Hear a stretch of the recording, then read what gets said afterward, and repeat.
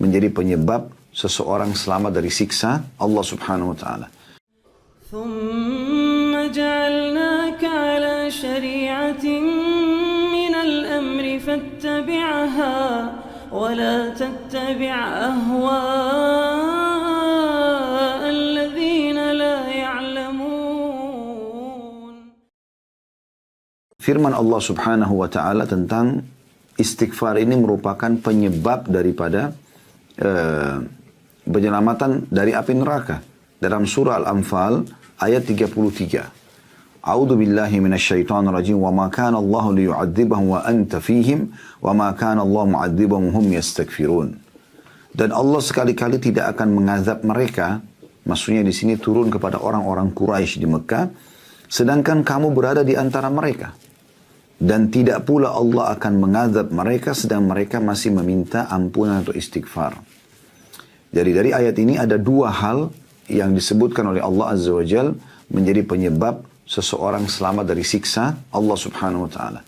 Yang pertama adalah keberadaan Nabi Muhammad sallallahu alaihi wasallam, dan ini sudah tidak ada di masa kita sekarang karena beliau sallallahu alaihi wasallam sudah meninggal dunia. Nanti akan kita jelaskan statement para salaf berhubungan dengan masalah ayat ini ya. Jadi memang keberadaan Nabi sallallahu alaihi wasallam adalah sebuah karunia yang besar sekali. Ya, di masa beliau masih hidup, Allah Subhanahu wa taala akan menyelamatkan siksanya dari hamba-hamba yang ada di sekitar Nabi Muhammad SAW. Ya. Karena keberadaan beliau sendiri. Kemudian yang kedua adalah permohonan ampun mereka. Padahal bayangkan teman-teman, ayat ini turun kepada orang-orang kafir Quraisy di Mekah. Orang-orang kafir Quraisy di Mekah. Di mana mereka menyekutukan Allah Subhanahu wa ta'ala. Mereka meyakini Allah itu ada, Ka'bah itu rumahnya Allah. Mereka lakukan ibadah haji. Ya. Tetapi sudah dicampur adukan dengan kesyirikan. Syirik kita tahu dosa besar. Sebagaimana Allah sebutkan dalam surah Luqman, inna syirka la zulmun azim. Syirik adalah kezaliman yang sangat besar. Tetapi Allah mengatakan dalam firman-Nya ini, wa ma kana Allahu yu'adzibum hum yastaghfirun. Dan Allah tidak mungkin mengiksa mereka sementara mereka masih memohon ampun kepada Allah. Kemudian beliau mengangkat hadis Nabi sallallahu alaihi wasallam diriwayatkan oleh Al-Baihaqi. Hadis ini dihasankan oleh Al-Albani dalam Sahih Al-Jami' nomor 5955 yang berbunyi, man ahabba an tasurrahu sahifatuhu falyukthir fiha min al-istighfar. Siapa yang ingin buku catatan amalnya membahagiakannya, maka hendaklah dia memperbanyak istighfar di dalamnya. Ya. Ini hadis ini dikuatkan, maksudnya bukan dikuatkan, lebih dijabarkan lagi oleh atau ditambahkan oleh Aisyah radhiyallahu anha, merupakan pasangan Nabi SAW yang dikenal dengan Hibbin Nabi SAW, kekasih Nabi SAW. Beliau mengatakan, siapa yang di setiap ya, dua baris dari buku amalnya ya, dia temukan istighfar, maka akan membahagiakannya. Kemudian beliau juga mengangkat hadis tentang Sayyidul Istighfar, ya, tuannya istighfar. Di dalam hadis Bukhari, sebagaimana beliau berkata, Sayyidul istighfari an taqul. Tuannya seluruh istighfar atau istighfar yang paling utama adalah engkau mengucapkan Allahumma anta rabbi la ilaha illa anta khalaqtani, yang artinya ya Allah tidak ada Tuhan ya, sesungguhnya engkau Tuhanku penciptaku dan tidak ada Tuhan selain engkau, engkaulah yang telah menciptakanku ya. Ini maknanya dalam sekali ya, artinya kita mengatakan, ya Allah, tidak ada Tuhan, tidak ada tempat bergantung, tidak ada yang memberikan aku makanan, minuman, pakaian, yang menghidupkan dan bahkan akan mematikan aku, kecuali Engkau, dan tidak ada Tuhan selain Engkau yang telah menciptakan aku, dan semua yang berhubungan dengan aku ini. Wa ana abduka, dan aku mengakui sebagai hambamu. Wa ana ala ahdika, dan aku selalu saja ya, setia pada perjanjian ya, wa wa'dika, dan mengikuti janji-janjimu mastata'tu, semampuku. Perjanjian kita apa dengan Allah Subhanahu wa taala? Sebelum kita dilahirkan, semua ruh-ruh ini anak Adam ya, Allah Subhanahu wa taala tanyakan kepada mereka sebelum diturunkan ke bumi dan ditiupkan ke jasad kita ini, ditanya oleh Allah dalam Al-Qur'an, alastu bi rabbikum, bukankah aku Tuhan kalian? Qalu bala syahidina, maka kita semua mengatakan benar, kami mengakui kau sebagai Tuhan kami.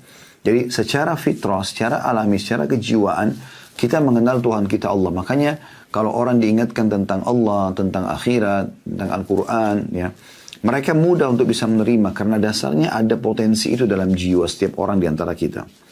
Maka di sini diulangi dalam tuannya istighfar ini atau istighfar yang paling utama. Sesungguhnya aku selalu setia pada perjanjian, maksudnya mengakui Allah sebagai Tuhan. Dan wa wa'dika, dan semua janji-janjimu, maksudnya orang yang patuh akan mendapatkan kebahagiaan dunia, kemudian juga akan masuk ke surga di akhirat. Serta orang-orang yang durhaka akan kena hukuman, gitu ya. Kemudian, mastata'tu, semampuku. Makna semampuku di sini adalah sesuai dengan apa yang engkau mudahkan untukku ya Allah. Ini sesuai juga dengan sabda Nabi SAW, U'budullaha mastata'tum. Sembahlah Allah semampu kalian, semaksimal yang kalian mampu lakukan. Ya. Kemudian kita mengatakan, A'udzubika min syarri ma sana'tu. Aku berlindung kepadamu dari keburukan apa yang aku kerjakan. Karena kita manusia, lemah. Ya. Dan tidak ada manusia tidak berbuat kesalahan. Nabi Adam AS saja buat kesalahan. Lalu beliau memohon ampun kepada Allah SWT. Nabi Yunus buat kesalahan. Lalu beliau memohon ampun kepada Allah Subhanahu Wa Taala. Ya. Nabi Musa AS pada saat membunuh seseorang, beliau memohon ampun kepada Allah Subhanahu Wa Taala. Nabi Sulaiman AS pada saat beliau terlewatkan sholat asar gara-gara asyik bermain dengan kuda-kuda kerajaannya. Lalu beliau menyembelih, ya, sebagai bentuk taubatnya kepada Allah SWT dan beristighfar kepada Allah karena telat itu. Ya. Nabi Muhammad SAW mengatakan, aku setiap hari beristighfar 100 kali dan bertobat kepadanya. Dalam riwayat lain 70, riwayat yang lainnya 100 kali. Ya. Setiap harinya. Maka bagaimana kita tidak berlindung kepada Allah SWT dari keburukan? Kita tidak pernah dapat jaminan dalam seharian kita tidak punya dosa. Nah, kita mengucapkan kalimat ini. Aku berlindung kepadamu dari keburukan apa yang aku kerjakan. Ya. Kemudian kita mengatakan wa abu'u laka bidzambi wa abu'u laka bi ni'matika 'alayya, dan aku mengakui nikmat-nikmatmu padaku. Ya. Dan aku mengakui nikmat-nikmatmu kepadaku. Ya. Dan ini maksudnya semua nikmat sekecil apapun, aku ingat atau tidak ingat, aku mengakuinya ya Allah. Dan ini Allah SWT inginkan ini dari kita. Maksudnya Allah perintahkan kita agar mengakui nikmat yang sedang Allah berikan kepada kita. Dengan banyak bersyukur gitu kan. Wa abu'u laka bidzambi faghfirli, dan aku mengakui semua dosa. Aku sengaja, tidak sengaja, aku tahu, aku tidak tahu ya Allah, aku akui dosa-dosaku. Ya. Faghfirli, oleh karena itu ampunilah aku, fa innahu la yaghfiru dzunuba illa ant. Karena tidak ada yang bisa mengampuni dosa kecuali engkau. Setelah menjelaskan Sayyidul Istighfar, tuannya istighfar ini yang dianjurkan dibaca pagi dan sore hari, itu minimal sekali-sekali ya. Beliau mengatakan, وَمَنْ قَالَهَا مِنَ النَّهَارِ مُوكِنًا بِهَا. Siapa yang mengucapkan ini pada pagi atau siang hari dengan penuh keyakinan terhadap ucapan ini, فَمَاتَ مِنْ يَوْمِهِ قَبْلَ أَنْ يُمْسِيَ, kemudian dia wafat sebelum tiba sore hari, فَهُوَ مِنْ أَهْلِ الْجَنَّةِ, maka dia termasuk penghuni surga. وَمَنْ قَالَهَا minal laili wa huwa mukinun biha, dan siapa yang membaca ini di malam hari dengan penuh keyakinan dengan apa yang ada dalam lafaz-lafaz Sayyidul Istighfar ini, famata qabla an yusbih, lalu dia wafat sebelum tiba pagi hari, fahuwa min ahlil jannah, maka dia termasuk penghuni surga. Ya. Dan ini penutupan dari penyampaian yang disampaikan oleh Syekh Mahmud